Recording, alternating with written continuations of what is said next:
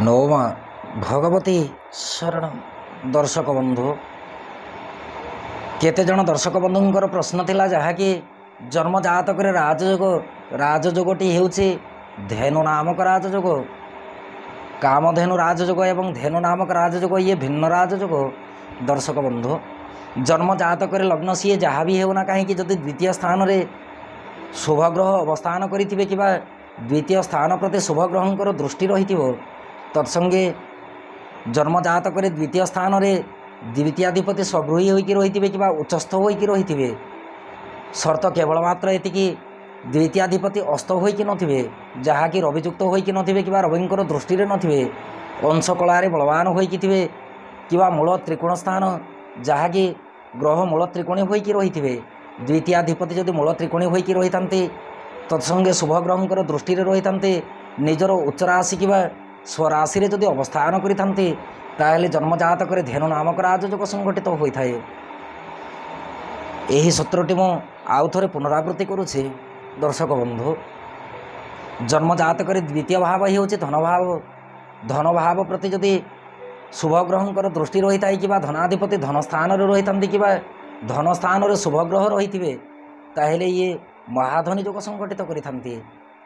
तत्संगे द्वितीयाधिपति प्रति जदि शुभग्रहंकर दृष्टि थी एवं द्वितीयाधिपति अस्त हो नथिबे तत्संगे निज राशि रे थिबे किबा निजर उच्च राशि अवस्थान करिथिबे ताहेले जन्म जातक धेनु नामक राजयोगटी निश्चित रूपे संघटित हेबो।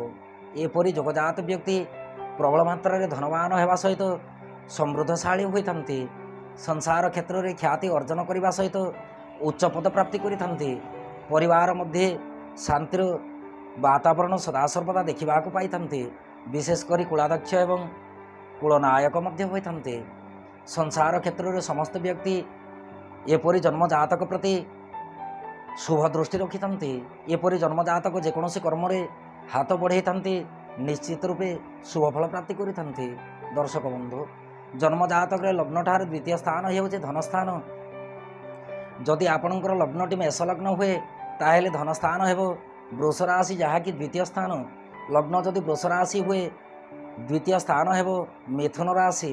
एहीपरि 12टी राशि रे 12टी धन स्थान थाए एवं 12टी लग्न मध्य रही थाए।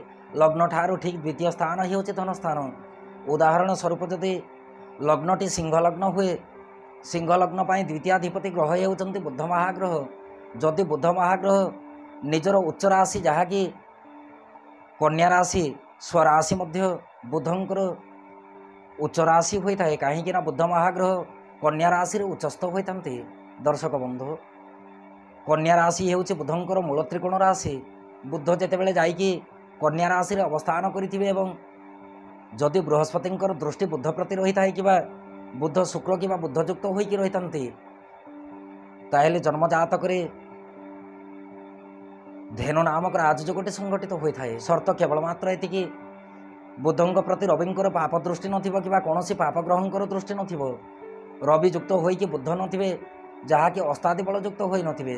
तत्संगे बुध जदि अंश कलारे प्रबल मात्रा रे बलवान होइकी थांती विशेषकर 12 अंश ठार जदि 18 अंश भितर यौवन अवस्था बुध महाग्रह रही थांती आपण लेखिकी रखंतु। बुध निश्चित भावे महाधनी योग संघटित करने सहित धेनु नामक राजयोगर फलटी प्रबल परिमाण में प्रदान करेंगे जहाँकि ज्योतिष शास्त्र मत।